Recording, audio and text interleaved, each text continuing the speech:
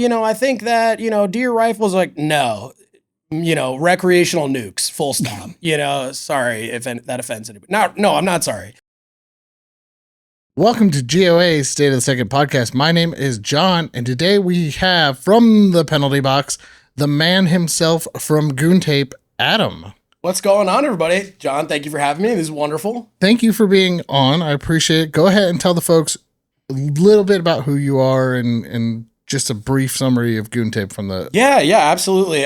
So my name's Adam, normal dude, GoonTape. We make heat-resistant athletic tape. We market it towards firearms and combative sports. Essentially, we say it's soft tape for rough work, but you could use it for anything. We got dudes that are pros that use it, dudes that are regular Joes like myself that use it, and everyone in between. So we're going to go into our first segment, which is rapid fire questions brought to you by Blackout Coffee. Check out Blackout Coffee's no compromise blend. Get your freedom-loving caffeine addiction from Blackout Coffee. Great supporters of GOA. Support brands that support GOA. Again, that's the GOA no compromise blend by Blackout Coffee. You can find it in our web store or at Blackout Coffee. So I'm going to ask you 5 questions. You answer them as quickly or as shortly as you want. First question is, are aliens real? Everything is real. I mean, I'll give you a weird response back, maybe. I am a believer that the universe exists much larger than we can comprehend in our brain. So I'm a believer if we could think it, everything that we could think of is out there and probably much more. Somebody else said that, and I was like, are we all on marbles like Men in Black? Did they just play? It's amazing how, memorable that scene is. I don't think, everyone was prepared. I still think about that. That movie came out in 1997. Yeah. Wow. I feel old now. Go-to pizza topping. Go-to pizza topping. I'm from Long Island, New York, and we have some pretty good pizza. I like to keep it classic, man. I like pepperoni on my pizza. I like cheese pizza, but I'm also down for the super weird ones too. We do amazing buffalo chicken pizza, but if I had to pick, it would be pepperoni. Pepperoni. That's a good choice. Are you does it have to be thin and crispy, or is it just... My ideal pizza, thin crust, but mostly it just got to be delicious. I am a stickler for the sauce. So in Virginia, we have some okay pizza. That's where I live now. It's once you taste the good stuff, it's hard to go back. So I'm more of a sauce stickler if I'm being pressed. The folks in our office in DC have told me We the Pizza downtown is a decent pizza. I haven't been to DC in a minute, which I am not too upset about. I don't blame you. But I will have to check that out because I'm in Northern Virginia, which is I'll say the suburbs of DC. And there's some spots not some of the pizza is pretty good, if you're listening, Northern Virginia. But it's no bueno. No bueno in the pizza department. We talked about this before the show, but what is your EDC? So I am a secret FUD. I got the Gary Plausch thing going on here. So I'm a big wheel gun guy. I like to carry revolvers for a lot of reasons. So in the summer, it's usually a Ruger LCR and my bathing suit because I cannot say enough great things about the LCR. I know revolvers is it's only got 5 rounds or so, but for me, I am looking to get out of a precarious situation, not to hold down the fort, so to speak. So 5 rounds is fine. And then, dude, I'm a little bit of a hipster. So, I don't know. Can I take out my piece? Can I show people? Yeah, go for it. Yeah, okay. Yeah. So, today I got my Super Blackhawk here. I just kind of keep it in a, what's the politically correct term for saying no holster. There is a term for that. GoonTape carry. GoonTape carry. We'll call it GoonTape carry. I'm a huge fan of revolvers. I shoot them well compared to semi-autos. I like to train with them. Usually, this is a 44 Magnum. Usually, I carry a GP 100, and I just throw some 38 Special Plus Ps in there. And I never feel if I have 2 pistols on me, I'm never feeling I should have had my G45 or something. I am with you on that. I throw my daily carries normally in a fanny pack because I'm a hipster, I guess, at heart. But I will constantly carry my Smith & Wesson 360 because it is lightweight. It's easy to carry. Yep. I love that gun. Oh, yeah. Mine's actually a Japanese police overrun. So it's 38 special only. Awesome. And it's, Love a good wheel gun. You can call me a FUD. I don't care. Wheel guns, real guns. I don't know. I guess I stand with you and Duck on both of those. Yeah, right. So let's go. What is the go-to home defense gun then? For me, it's variety is the spice of life. You know, like if God forbid, so I'll answer this in it's a two-part answer. So I spend a lot of time in some not so free states, and just for the sake of ease of dealing with any possible issues after, God forbid, a home invasion, it's a 12 gauge shotgun. I love, I mean, the Mossbergs, I think, are the best pump guns. There's a lot of great semi-autos. I don't own any semi-autos, but my go-to in the behind enemy line state, it's a Mossberg 590 with the heat shield. Got to throw a bayonet on there because I mean, reasons. I mean, how many shotguns could even mount a bayonet? So you got to do it. And then typically, you know, when I'm in the freedom loving states, it's either a Steyr AUG or like a SIG 556, older, you know, M16 magazine patterned 550 series. That is awesome. An AUG for home defense. Wow. No, because you need a bayonet in case the Huns attack. You know, Yeah. You never know. Finally, someone gets me, John. You might get into a trench raid in your house. What's the old saying go? I had a cannon because that's what they wanted me to have. Absolutely. You know? Right. Of course, dude. Yes, absolutely. You get it. I get it. I'm with you. The last question is, what is your go-to content creator you watch often? Oh, that's a great question. You know what? There's a lot of good ones. I will say most of the time I put on like a longer format Hickok 45. And I could rewatch those videos forever and ever. I'm also a big fan, like I mentioned, I'm definitely a FUD. Not, you know, I'm like super pro 2A to the max, but like the old style stuff I'm a big fan of. So I like Range Hot TV. I'm a huge fan of just like what I'll call like old school like gun writing just in video format. I find it really informative, and I nerd out on that. And then, so Hickok, obviously, you know, I watch Grantham, I watch Administrative Results, Dirty Kid, all those guys rule. But yeah, I'm a sucker for like the FUD stuff, and no offense, I don't mean that negatively, you know, it's just kind of like not tactical gun pages I like.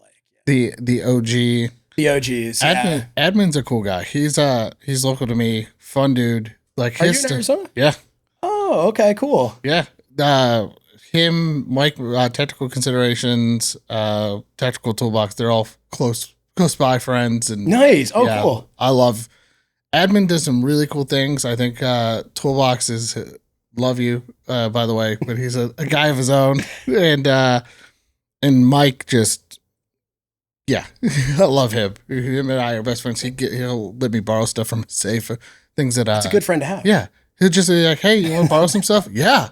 Yeah. What do you got? Hell yeah, say less, dude. Say less, dude. It's amazing. I mean, like in 5 years, maybe a little bit more, but roughly 5 years, like the level of like cinema quality content that has been coming out from the Second Amendment community is like unbelievable. I mean, literally many of the bigger channels put out stuff that, at least to me, is way more interesting than most of the action movies that come out of Hollywood. No, not, you know, the Hollywood folks out there, I'm sorry, but up your game.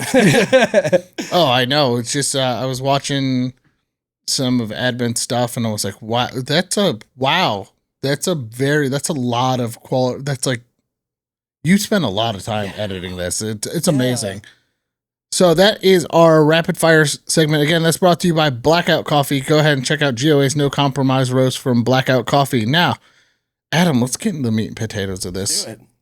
What made you start GoonTape, and what is GoonTape? Let's go. What is GoonTape? So GoonTape is a cloth tape. Essentially, the backstory behind it. So at the time, let's take it from the way beginning, but I'll do it super fast. Stay with me, folks. I promise it'll be pretty quick. So at the time, I was in the corporate world commuting, and I was doing enterprise software sales, and I just hated it. Loathed it is such an understatement. It was like I was commuting like 4 hours a day, and I was just like, I can't do this for 30 years. What are the things that I really like? So, to make a long story short, I found the Executive Protection Institute and went through their driving school and their 7-day bodyguard program because I was like, okay, well, I like cars and I like guns. So, let's see if we could actually get paid to do some of this stuff. And you can, you definitely can.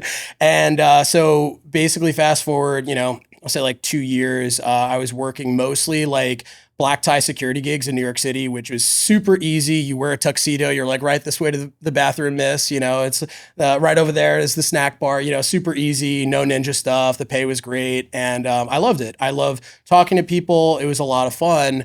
And then COVID happened. And, I call me a bit of a skeptic, but I was not convinced that the 2 weeks to stop the spread was going to be lasting only 2 weeks. And being that I was a subcontractor and most of my business, all of my business basically was at corporate events, I was thinking, well, this is probably not a good business to be in if nobody's hosting any corporate events.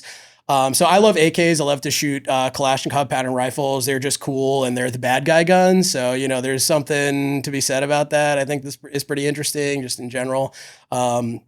And if you shoot AKs, they get hot fast. So if like you're in the back dumping mags, I mean, dude, if you're C clamping, unless you're wearing gloves, you're gonna be C clamping for like 1 or 2 mags. And then very quickly you'll be transitioning to gripping the magazine. And at the time, there was a solution out there that worked really well. It just was a little expensive. Like I was like, super stingy, and I was not looking to spend like $100+ on something that was going to help with the heat mitigation. So we did a little hillbilly testing just to try to figure out like, okay, what can we get that's a disposable product, something that's at a much lower price point and, would resist heat really well. So we found a few different products, aluminum based stuff, different weird metals, different types of cloth, pure cotton, cotton synthetic. And we found a cotton synthetic blend that we really liked, but we had some issues with the way that it was dyed and with the way that the adhesive was mating to the fabric itself. So to make a long story short, we called up a bunch of factories and we're like, this is what we want to do. And one of them was like, oh, we'll do that. You just got to buy a metric F ton of this. So I was like, okay. So it was COVID, it's not like I was heading into the office because it was COVID. So told them that they had a deal. I had like 10,000 rolls of tape in my apartment. And then, had the quick realization at that point, and for some reason not earlier than that, like, oh my God, we need to now sell this. So yeah, dude, found a local photographer that just did an excellent job and figured, okay, well, we can do something a little bit different with the marketing here. We'll do a little gun porn. Sorry, I don't know if you have to bleep that. No, do a little gun porn and make it more artistic as opposed to like just doing like the typical gun bunny stuff, which nothing wrong with that, but it's out there. So if we're trying to stand out, it's a lot easier to do like, oh, that's so weird. You guys are coming out with brass knuckles and your video to promote it is smashing a peanut butter and jelly. Like, why would you do that? It's like, oh, because people either love it or hate it. So that's kind of how we all got started. Here we are. So what came up with the company's name GoonTape? Yes. Goon is synonymous for a defenseman in hockey. Yeah. Why GoonTape? So it fits the mold in a lot of ways. So it's like, people ask a lot like, dude, why don't I just get hockey tape or get lacrosse tape or get fill in the blank tape? And I'm great with that. I'm like, yeah, dude, do you like it? They're like, yeah. I'm like, awesome. That's super cool. But for what I was looking for, like, for example, one of the big issues with, I call it cloth tape because I think, not to get into like splitting hairs, but like to me, hockey tape is a bit of a misnomer because hockey tape could be gaffer's tape. It could be cotton cloth tape. It could be cotton poly blend tape. Like there's all these different tapes that like you use on a hockey stick and they're all hockey tape, but we're all for something else first. So like we sell a cotton poly blend cloth tape, right? Like if you're like, trying to like, berate me, I truly don't care. We're here to have fun and to grow the Second Amendment and what I call the self-defense community. So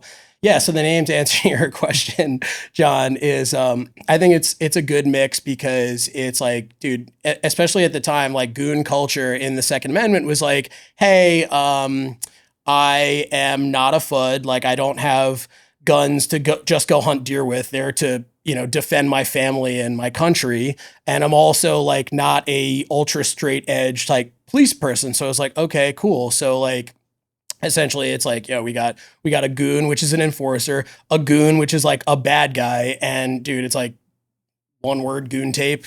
It just fits so well. It's like, that's pretty much it. Yeah, I mean that's when I heard the name at first. I'm thinking enforcer. Yeah. I like watching hockey. Hockey's a thing. There's also the movie Goon, Hell yeah. which is so fantastic. It's really good. I guess I can plug a movie, but yeah, and so you guys came up with this during COVID. It's kind of taken off and gone to things.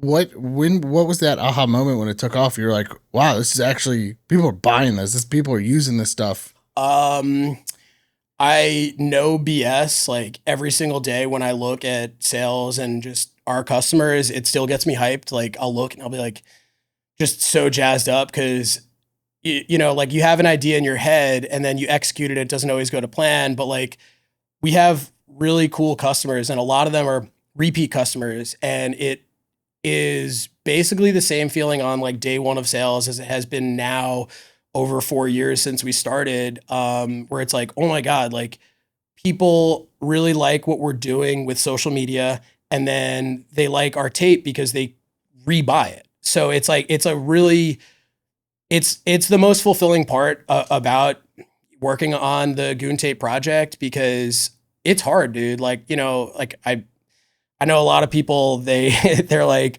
have criticism about everything in the world, but those aren't the people that are doing anything. And so like, if you're doing stuff, even the most simple of tasks have a easy way of complicating themselves very quickly. So when we get messages from people that are like, hey, you threw in an extra sticker, and we do handwritten notes on all of our packages still. Hey, thanks so much, John. Enjoy the tape. Or thanks, John.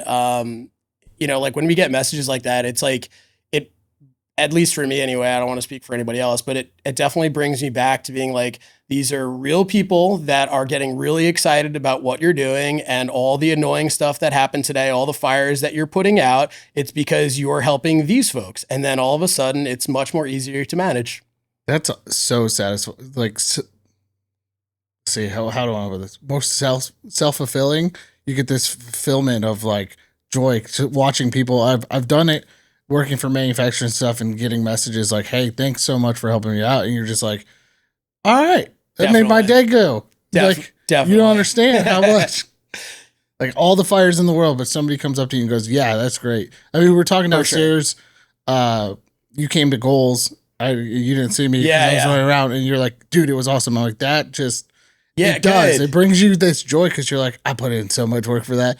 For those of you who don't understand, it was a lot of 80-hour weeks plus 12, 13, 14, 15-hour days to make goals happen. Right. So that makes me feel good on the inside. 100%, man. Yeah, it was like, it was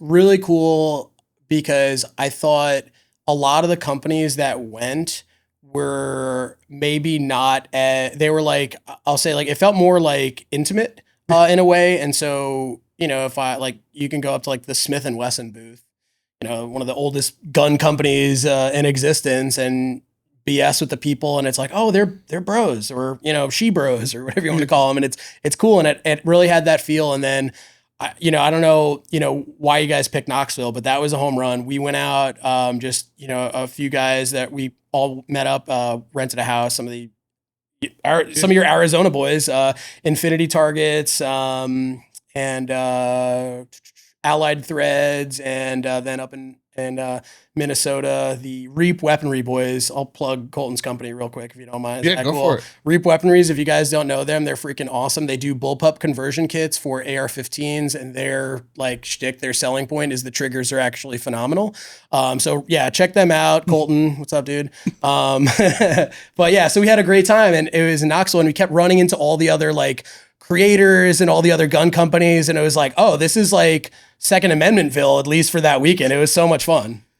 So Knoxville was picked. Personally, I love first off, Kaylee, who's not here, is from Knoxville. She'll make it very clear. Okay. So we got a hometown advantage, I guess. Nice. But I love the Knoxville area. I love that whole, like, going into Knoxville is going to Knoxville proper. It's a big city, but it's got that small city vibe still. Mhm. And then going like 20, 30 minutes outside, I could be in the Smoky Mountains and go hang out. It's so different. And I just love that area. It's so beautiful Yep. getting to go hang out. But it was cool with goals, just walking around and seeing all the people and how everybody was interacting. All the vendors were like, yeah, dude, the crowd was different. There's no FUDs. And I'm like, listen, anybody who likes the Second Amendment can be here. Come on in. Yeah, yeah. But the conversations were good. Just like you said, like you could walk up and just be like, hey, and they're real people. A lot of people look at the larger companies like Smith and Wesson and Palmetto and all those things that they look at them and go, oh, they're a large company. Like they don't want to talk to me. No, they want to hang out and talk. Right. They're real people. Right. So that was the cool thing about that. Sorry. So you guys launch GoonTape, you get everything going. Yep. Everything's rolling. You're getting all these emails back. What's the coolest thing that you've seen people use GoonTape for? There's been a lot of stuff. So I was saying a little, in the intro, we have dudes that are pros, and I mean like the dudes, and we have folks that are regular. So like I'll say like a normal basis, like one of my buddies, he's an Intel guy, and he loves to use the tape when he's traveling to wrap the door handle in his hotel room to the locking bolt up top, so that people can't like jimmy the lock because it's like physically resistant. I always thought that was pretty cool. But in terms of, I'll say like just like actual fieldcraft of people using it is using the tape to hide like handcuff keys and using the tape to mount different like RFID solutions without getting too far into specifics of stuff is like hiding stuff. And I always just find that so interesting. But on like an everyday level, yeah, I like to wrap my grip safety on my 1911s because, FUD. But yeah, I do wrap the grip safeties. I know that's like a big no-no. We have some professional revolver shooters that use our tape to increase the palm swells on their competition guns. And we got to do a better job of like showing all the different uses, because that's one of the most fun parts about this is seeing the stuff. We used to, when we first started up, we posted like somebody got a GoonTape tattoo on her butt cheek. And so we posted because I thought that was awesome. Like I don't have any tattoos, and I thought that was so cool. I was like, some woman on the internet has like a GoonTape logo on her butt. That's so cool. And it wasn't super scandalous. It was like, you could tell what it was, but it was pretty tasteful as far as butt tattoos can go. And so we posted on our story, and then we just got like so many pictures of like people like wrapping up their girlfriends and wrapping up people that they may or may not have paid to hang out with, where I was just like, we got to stop posting this entire stuff, because it was really encouraging. Like I would be fearful looking at my DMs where I'm like, what is that? Oh God. Oh no. So yeah, that's the other end of the spectrum. Those were dark times. We don't talk about those dark times. I mean, that's the cool part about your guys' company is that there's so many uses for it, but you guys are like, you've got this brand and it's being built, and it's that like, I don't want to call it like a bro brand, but it really is like this bro community, or this big community of people that you're building around something as simple as tape. Totally. And it's supporting the Second Amendment, bringing people in. And like, I've seen it on AKs, ARs, handguns, and people. I'm like, GoonTape, and it was like overnight. It went from like, cool, there's this tape, and then all of a sudden like, GoonTape, good, it's everywhere. Yeah. What is up with this? And yeah, like, what's that feel like? Where you go from like, you're like, cool, I got this product idea, it's selling, everybody's happy, and then now all of a sudden it's like this culture of GoonTape. It is surreal. That's the only way to describe it. Like, I'll be out and about. If I see somebody wearing like a GoonTape shirt or like have like a GoonTape sticker, like I almost always go up to them to introduce myself and to give them something. Just because I think it's the coolest thing ever. Like, I mean, like it's I don't think it would be as cool if it was like, oh, Adam's out here like doing all this thing for Adam, but like we have number one, like our business, other than to sell our product and provide a solution for heat mitigation and grip, we are here to grow the Second Amendment community. Full stop. Like we don't do political stuff, but we are gun culture forward, and to be able to introduce people that like we had multiple people tell me, I'm not interested in guns, but I really liked your marketing and it piqued my interest. And I'm like, that is our entire goal because, and we can probably get into this a little bit later for the soapboxing part, but we are just, there are so many people on the other side that are ignorant and super against private firearm ownership in this country that I wanted to make sure that we were doing our part to like bring people in. And so seeing that when I'm like, oh, is that GoonTape, or even if it's another kind of tape, like I can tell if I'm looking at it, it's I've handled so many of these rolls of tape and I've seen it. So like I know, but it's really cool because to me it means that like, okay, we're growing the Second Amendment. We're getting people like in a fun way to be like, yes, this is important. You should own one of these tools, or at the very least, like be aware that they're not the cause of all of these problems that you think they are, and et cetera, et cetera. So yeah, it's answering your question in a very long roundabout way. It feels fantastic. I love it. Well, that's a perfect segue to go into our From the Soapbox portion of the show. This is brought to you by Patriot Mobile. Use code GOA for 1 month free for a freedom-loving mobile service.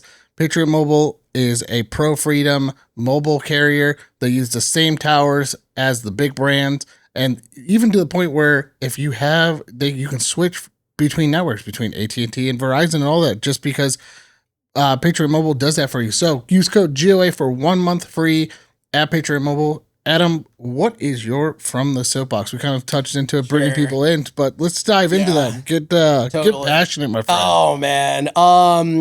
Honestly, I could go on forever because I am, as you guys are too, that's why I love GOA, absolutists, right? It's like, well, I think that, deer rifles, like, no, recreational nukes, full stop, sorry if that offends anybody. No, I'm not sorry. So, I think that I guess, to choose one, to gripe that's really grinding my gears is, I want the gun community to add more people that are trying to recruit people on the fence. So what we're trying to do is like, look, nobody likes to be preached at, so we try to do everything in a fun way. I call it advertainment, where it's like, again, nobody wants to see a roll of tape. They want to see a Steyr AUG floating with, peanut butter and jelly dripping off the barrel or something like that. Oh, by the way, there's some GoonTape in it. So we're trying to do that, especially with people that play video games, like first-person shooters, and people that play airsoft and paintball, because while many of them might think, well, I would never own a gun, I feel good knowing that those people have never had an incident where they didn't have to immediately think, I wish I had a freaking gun. Cause I don't know if you have, it's not a great feeling to have of like, oh my God, I'm really happy to have a gun right now, So I'm trying to, we as GoonTape, we're trying to get those people that are on the fence. And it's really hard to do because a lot of the people that are like, they're like, especially like airsofters in maybe like California, for example, huge milsim airsoft environment over there. And they got a ton of people that play that are really into it. But there's also a lot of folks that are like, this is for play and for playing war. And I'm, reducing it a bit. But, I don't see myself ever having like a shotgun or anything like that. And so I want to lead by example with GoonTape and start developing content that, grandma is not going to be like, people from a different era, especially, but also like a lot of the youngsters who grew up like with this constant being berated with, horrific mass shooting related images. A lot of the people, when they think of guns, that's what they think about.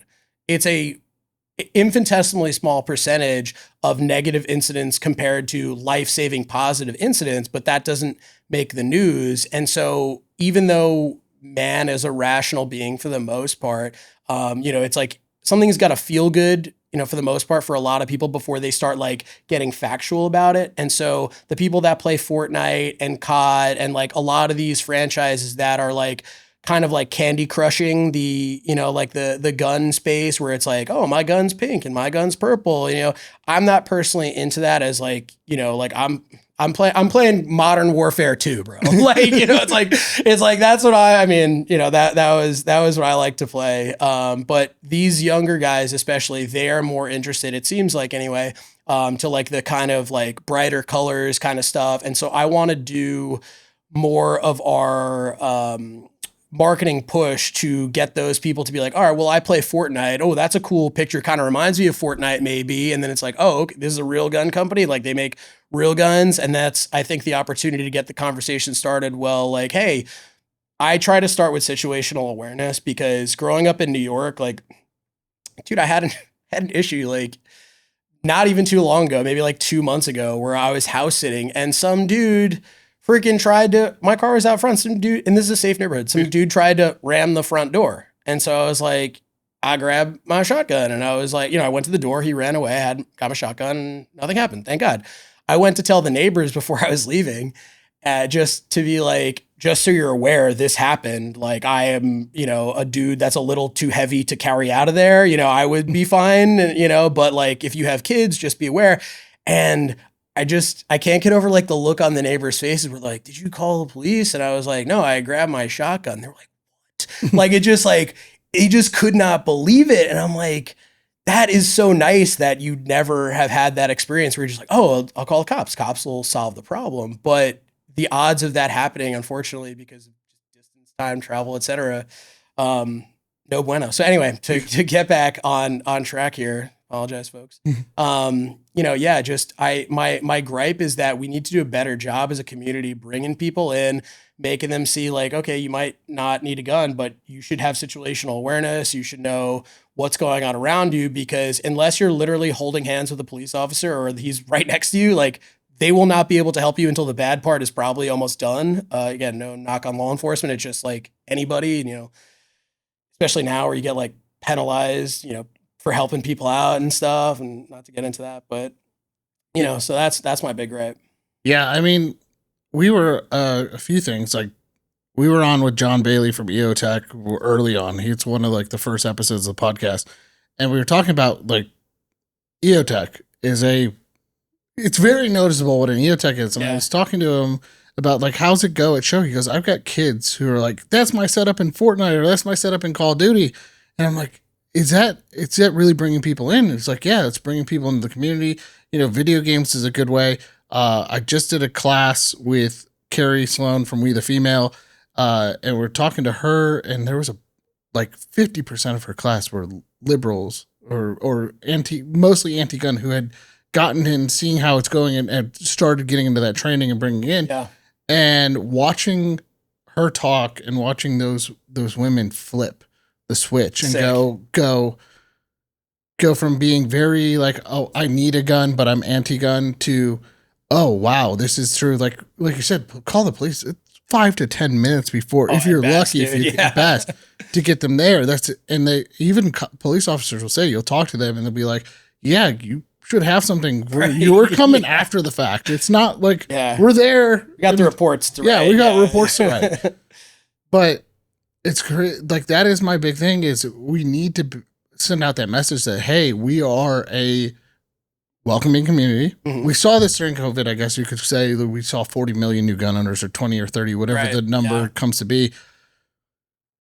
We are a welcoming community. We want you to be part of this community. It doesn't matter what side of the aisle you're on, as long as you go, yeah, I'm pro-gun. For sure. And just bring them in and go, hey, man, come hang out with us. We're cool people. 100%. And honestly, dude, I think if we don't do that, we will just be outnumbered, because the optics are, it's so easy to make private gun ownership look bad. It's like, oh, you're part of the problem. You're allowing this to happen. Why does anybody need a machine gun, right? It's like, all these issues are happening, and it's really easy to convince somebody that the guns are the problem. I was overseas on vacation earlier in the year, and we were in Scotland actually, and playing St. Andrews, and it was amazing. Anyway, but when I wear cowboy boots and jeans, and it's very obvious that I'm an American over there, and I don't care. Yeah. And I'm friendly to everybody. I understand that I'm an ambassador to my country and all that stuff. So, but everyone wanted to know. They're like, oh, so, what do you do? And I would tell them a little bit about GoonTape, and, I could kind of see them like a little uncomfortable about it, but, people are drinking and they're like, I want to know more. And so somebody would almost inevitably bring up like the school shootings and stuff like that, which is a serious topic, of course. And it was amazing to me because I could see like the light bulb go off in people's minds when I would ask them, like, are you aware that the AR-15, which is what they would always bring up, like, no, not Glock glizzy switches, always the AR-15. And I would say, like, are you aware that the AR-15 was invented like in the late 1950s, early 1960s? And then they could like, I could see like the gears turning in their heads where it's like, okay, so, not only were the guns around since then, but I was like, yeah, at that time period, you could order them directly to your house in the mail. There were no background checks. You get them from Sears and all this other stuff. And it was cool to see people realize like, oh, actually, I've kind of been looking at this in like from a very non-American lens, because in most other places, even the places that guns are legal, there is not that same kind of gun culture that we have here. And I really want to make sure that we are building up this culture and bringing people into the fold, because, dude, like, we will just be outvoted and they will make another amendment. And the Second Amendment, in my opinion, will be gone if we let that happen. And I don't think we're not about letting that happen, John. No. I mean, come on, That'll never happen on my watch. Let's go. Right. Well, so for our honeymoon, my wife and I, we went down to the Dominican Republic, and we're sitting there talking to a guy. I was working at a gun store at the time, and he's like, well, what do you do for work? And I'm like, oh, I work at a gun store. Guy was from the US. He had moved down to the Dominican, got married, and we get to talking, and I'm like, well, what's it like here? And he's like, well, you can get a gun. It's just, you got to pay and this and that. And I'm like, oh, yeah, what are you looking at? Oh, Springfield XD. I'm like, okay, cool. Like, what's Grip that? Zone, let's go. Oh, 100% Grip Zone. And he's like, we're talking some more. And I was like, well, how much? He goes, it's like almost $2,000. I'm like, that's a $350-$400 gun in the States. He goes, yeah, but here, like, it's this, and then I got to pay this and have all these licenses. I'm like, bruh, you were in pro freedom and you can't decide to come here. Like, I get it. It's a beautiful country, my friend. So we get to talking some more, and he's like, yeah, it's we don't have to worry as much. And I'm like, well, what do you have to worry about? He goes, all this. I'm like, well, that's a lot to worry about, dude.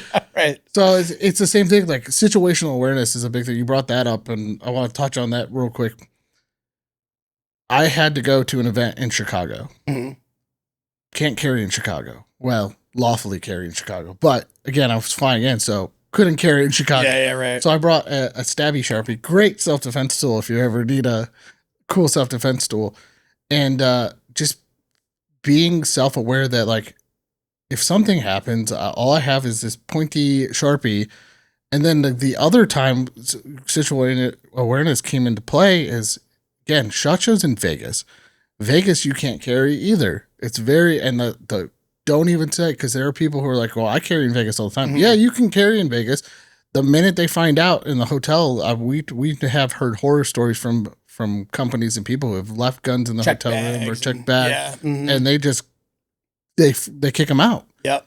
So we were walking back from the Venetian, going to Circle Bar, walking back after we're done filming the one night, and I'm walking with with Kaylee, and we're walking down the strip to the link, and as we're walking, I watch this girl, as soon as we walk, just peel off and come start following us. So I grab her. I'm like, we're going into Harris. Let's go. And she's like, what's going on? I'm like, we're being followed. Let's go. We got backpacks on.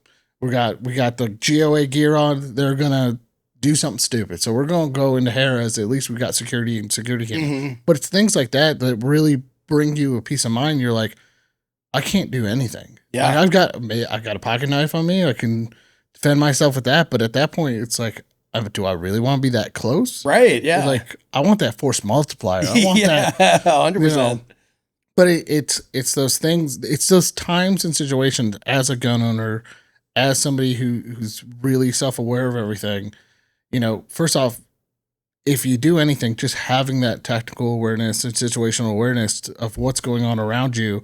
But not only that, but also like, hey, things can happen in moment's notice. Totally. Get what you got to get and just carry. Like it's 29 states have constitutional carry. Getting your carry permit, depending on where you are, is decently easy. Just do it. Take the time and do it. Oh, for sure. For sure.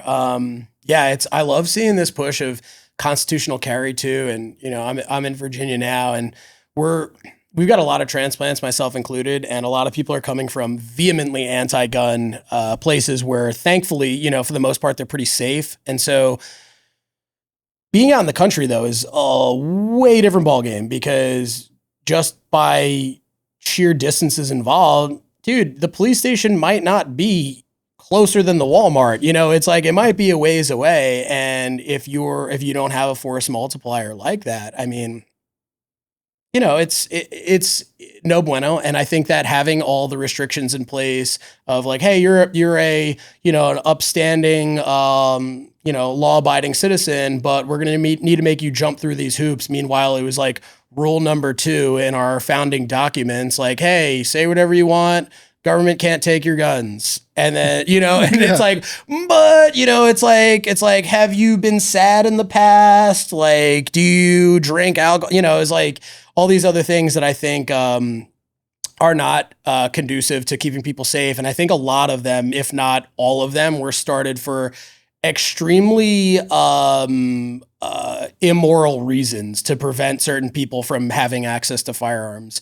And so I'm surprised that a lot of people on, I'll say like in more liberal leaning circles haven't doubled down on that to say, well, the origins of most of this gun control is I think anyway, I mean, a lot of it, I'm not saying all of it, but I think a lot of it is racially based. And we're now in this situation where it's like, okay, now, you know, it's like, why do we need to be proving ourselves constantly to be able to defend ourselves? Yeah, constitutional carry, I think, is super important in Virginia. We got to get that going. And I'm hoping that a lot of people on both sides of the aisle can come together and realize, like, dude, support the police all you want. That's great. They're absolutely needed, profession, obviously, but a needed component of civilized society. But like, as we were talking about earlier, they might get there too late. And until they arrive, what are you going to do?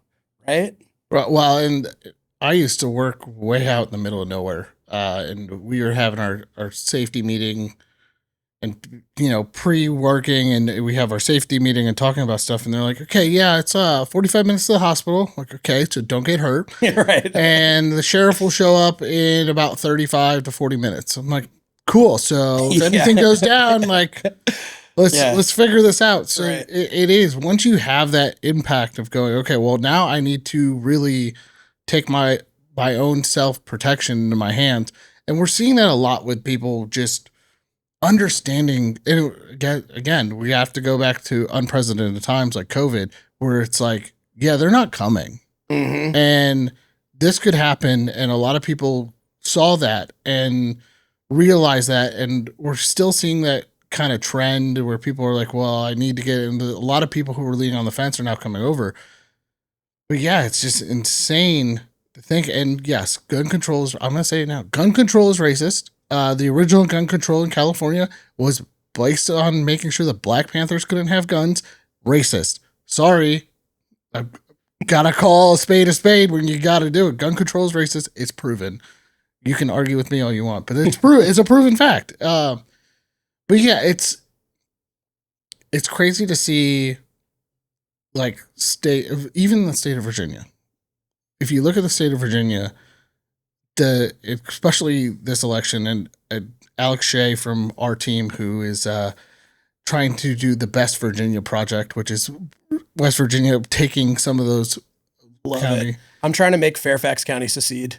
Like, because we got like Virginia, it's like country everywhere, and then the pockets outside of DC, which everyone's a transplant. So it's like, hey, I've left Massachusetts, which has maybe the strictest gun control in the country, right? And it's like, I've left Massachusetts and New Jersey, and now I work on policy in DC, and I live in Virginia. That's a very rural state, and it's just like New York and all these places. So anyway, I'm trying to get, if you guys want to hop on the Make Fairfax Secede movement, get in touch with the GoonTape Instagram account.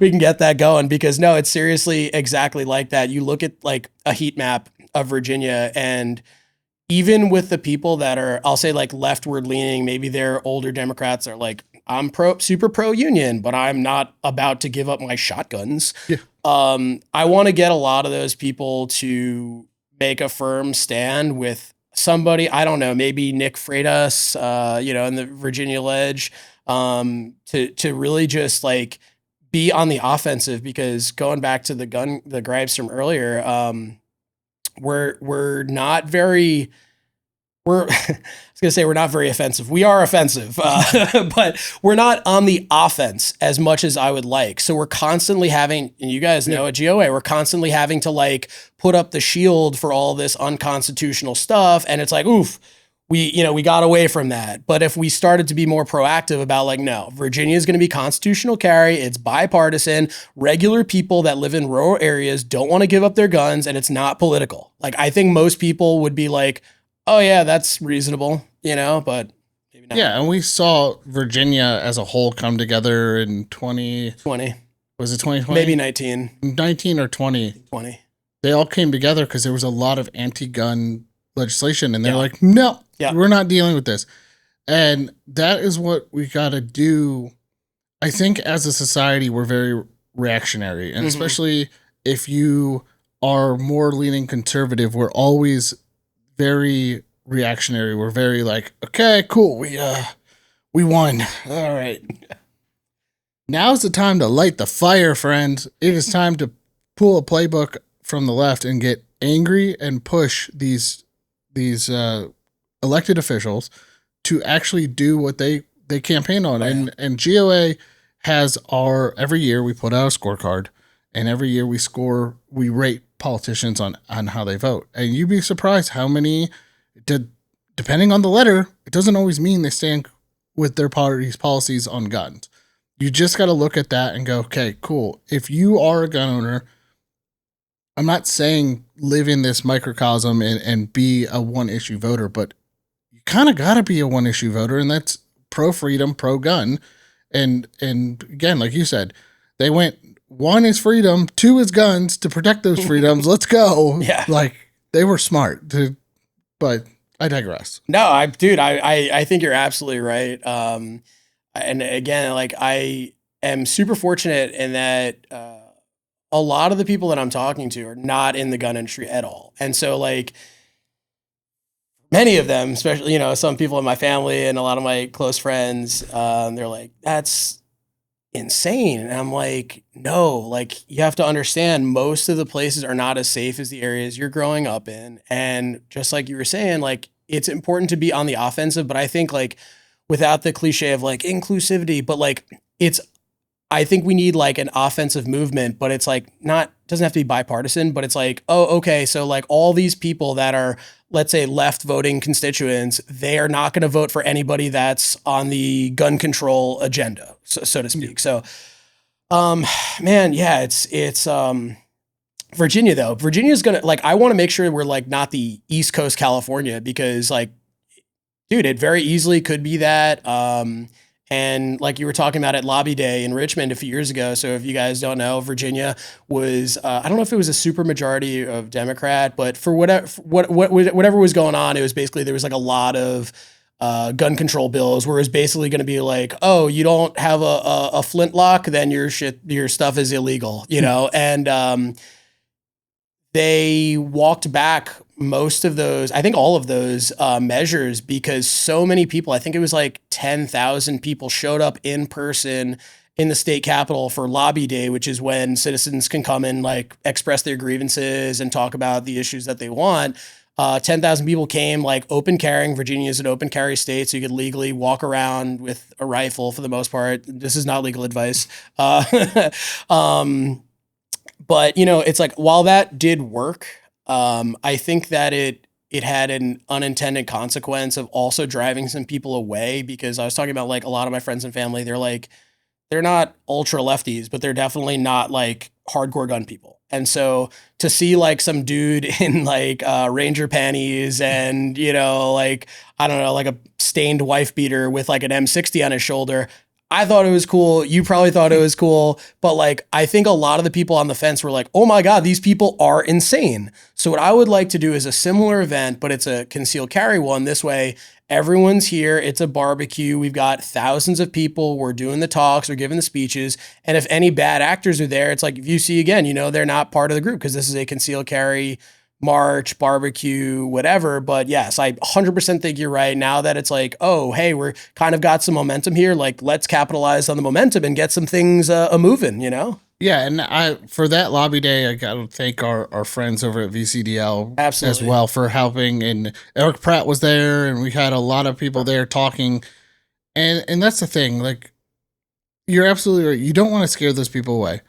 We got to do this. I've seen movements, concealed carry movements. I was part of a couple in college where we did a empty holster protest at school because, again, Ohio has weird laws. And I've said it before to other people, but I'll say it to you. The school I went to is owned by the state. It's a state-run school, state property. As a student, I wasn't allowed to conceal carry. If I was going to any events, I'm not allowed to conceal carry. But as a general person just walking around campus, good to go. Good to go. So I'm like sitting there going, well, that's kind of not cool, man. Yeah. So I wrote my senior thesis on that, and I had a very anti-gun professor? Yeah, what do you mean? He must be the only one. But I did have and that's the cool part, being pro-gun, but not being I'm not the pushy pro-gun. I'm like, hey, you want to come? Hey, you're into this? Like, I'm into this. Come with me. We'll go out and shoot. Try it out. Give it some thought. So I tried that with I actually had professors after the fact reach out and like, hey, can you help me with this? I'm like, cool. Yeah, let's do this. That's sick. And we're seeing that, I was lucky enough to see that, but yeah, my professor, my first paper, I wrote my senior dissertation on carry on campus, citing, Utah has it and West Virginia just got it, but they didn't have it at the time. Liberty University has it. Cool. And we're talking about it. And my professor goes in the notes, I grew up in Texas and any God-fearing guy left his gun in the vestibule and went into church. And I'm like, that's dangerous. That's not even safe. Why would you do that? It's true. It's true though. And all those pre-stolen guns. Yeah. Pre-stolen. That's absolutely right. Don't leave your guns. Yeah. Don't be leaving the guns in the cars. Yeah. We just went to an event where that happened, but oh God. Yeah. That's terrible. It's terrible. The mistake you make once, hopefully. One time. Yeah. Well, and that's the same, your car is not your gun safe. Sorry, folks. Public service announcement. But watching people start changing their minds and watching them just having a civil conversation, which we haven't had in a long time. Mm. That civility of conversation, but just talking to somebody like they're humans, like, hey, you want to get into this? You're starting to get into it. You're interested. And then they start bringing up like, well, Australia and this and that, and this is what they did. And I'm like, yeah, true. They did do this and they did see a drop in gun crime, but violent crime didn't go down. And you show them the statistics, they're like, whoa, wait, but gun crime dropped. And the news says gun crime. Because fear sells, folks. And what they don't want you to know is, criminals do criminal things. They're going to use whatever the bat that is what they are. Knife. Yeah. So like when I was talking to this lady about it, she was talking about Australia, and I'm like, yeah, but she's like, well, they have no mass shootings anymore. I'm like, yeah, but they have mass stabbings. She goes, what do you mean? I'm like, here's 5 of them in the last couple months. It's crazy. It's if you want to know what the society would look like if good people couldn't own firearms, go to Manhattan. It's exactly like that. There's cops everywhere. It will be probably too late for them to save you. Crazy people do whatever they want, and it's pretty easy to make a shiv. So, I will not advocate for anybody doing anything else, but I will tell you, I would probably not leave it up to chance and a strong word to be dispelling those types of people. But yeah, it's I don't care how many cops there are in New York City. And again, it's no knock on law enforcement at all. It's just like, it doesn't make you feel safer. And I think because deep down people know that violence happens very quickly. Yeah. Well, it's the same thing with DC. DC, like my first time in DC, I get there. I just got hired by GOA. I go out, meet Kaylee and Eric and everybody. We're meeting there. And then they're like, okay, we're going to DC. I'm like, cool. They're like, you got anything on you? I'm like, I got a knife. They're like, get rid of it. I'm like, what do you mean? And they're like, I'm like, it's a pocket knife. It's something I carry every day. They're like, no, that's illegal. I'm like, what do you mean that's illegal? So, not to go on too much of a tangent, but yes, it's crazy to think even the small things like that. You just feel. I felt like so disarmed. And weird. Dude. Yeah. I don't know. For me, it always comes back to the culture, right? Because like we could get all these bills going, and I'm sure that is a enormous effort, right? Even before then, though, but like it's so easy to demonize like all of these different, gun related topics that I think that we really do need. I keep coming back to it. We got to get like normal people to be like, okay, I'm never going to be like a gun. How do I? I'm trying to use like change some of the negative terminology that I refer to us as to be more family friendly. I'm never going to be a gun nut, right? Yeah. But I want to make sure that those never going to be a gun nut people are still like, but God forbid I have this pump gun. I have this, pea shooter or whatever, or if they want to get a HK Mark 23, then have at it. But, I think we got to do a better job of getting these normal people. Like for me, it starts at the gun stores because that's a lot of times the normal person's first experience dealing with the gun industry is like going into their LGS, right? Yeah. And I can't tell. First of all, I want to give a shout out to XCal in Northern Virginia. XCal is a phenomenal organization. They're a world-class facility, but they do such an amazing job of bringing people in that have questions and explaining things in a way that makes you want to learn more. And it's very inviting. And I love bringing first-time shooters there. Unfortunately, they are an anomaly. There are other great ranges out there, of course, but there's so many places, especially just the stores, where the salesperson's first priority is to showcase their perceived knowledge and to explain why they're right about certain things. And I have had so many issues of going to gun stores like with my parents as an adult, like where if I was not there, they probably would not have walked out with anything. One time I was in Bass Pro down in Florida, and the salesperson was arguing with my father that his pistol that he already purchased at this store was the wrong choice for concealed carry. I will tell you, like, I couldn't remember the last time, like, I needed so much restraint to not like absolutely flip out, because I'm thinking like, first of all, you should be first of all, terrible salesperson, like in any industry, like, hey, nice job, idiot. You brought the wrong thing. It's like, who hired you? But the other part is like, dude, my dad's not a gun guy, and I'm there in Florida a lot of the time. And dude, there's some rough areas, and I want to make sure that, they have something that if God forbid something happens, it's not like, hey, please don't rob us. It's like you've been neutralized. All right. I guess that's a good way of putting it. I don't know. Anyway, but going back to the gun stores, it's unfortunately, at least in my experience, very common to go into places where the gun store employees are like very egotistical, very like macho. And unless you have a high level of knowledge yourself, you're going to be talked into something that you probably don't want, or something is going to happen where you're just never going to go back to the gun store. And honestly, shame on those people. Like, we should shame those people super hard. Shame. What shame? No, I worked behind the gun counter for a long time. And that is one thing that I focused on. It's like, okay, tell me what you're looking for, what you want. Be very open.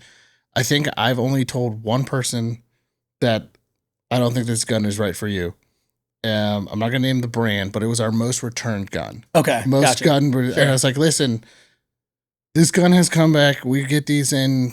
They buy them 3 weeks later. They come back to sell them back to us often. Like this is, and I felt bad because he was like, I really like this gun. And it felt bad. I'm like, I know I just spent like 2 hours with you or talking, and I just got to be honest because I don't want you to come back, be upset. Yeah, He's right. just like, yeah, I'm going to get in. And he was like, all right, 3 weeks later.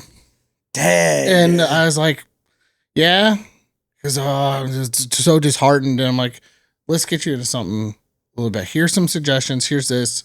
Here's that, But I am getting the wrap up sign from Cool. the production team. So before we go and before we wrap up, got a little gift from you. What? You'll be getting awesome. it. This is from Palmetto and AAC. Thank you. Palmetto and AAC have sponsored the show for season 2 to give gifts to all our guests. Very So cool. Thank you. So Thank you you'll so be much. receiving a gift package from them at the after the show's over or somewhere. Sweet. Ben will get with you. Thank you, AAC and Palmetto. This is super cool. Super cool on them for doing that. So before we go, I know we could go for like another hour, but I'm being told no. So go ahead and shout socials, website, all that fun stuff. So best place to get in touch with us is probably Instagram. Leave a comment on one of our recent posts and somebody will answer that in an extremely polite and definitely not snarky manner. Our Instagram is Goon_tape. Pretty much that's where we live on Instagram, man. But yeah, if you're out at SHOT Show this year, hopefully I see you guys. Same thing at the Gundies, which I'm super pumped about. I think we're nominated this year. Heck yeah. I think so. If not, let's make that happen, guys. Hey, we'll just go poke at Ben. Ben, make this happen. But yeah, dude, I appreciate you being on. Yeah, this is great. I had a great conversation. Like I said, just the local gun store thing, I could go for another hour. Right. But thank you again for being on. Guys, My pleasure. Make sure to like, share, and subscribe. Hit the little bell for notification. Leave us 5-star review on all podcasting help, and we will catch you on the next one. See ya. Thanks, guys.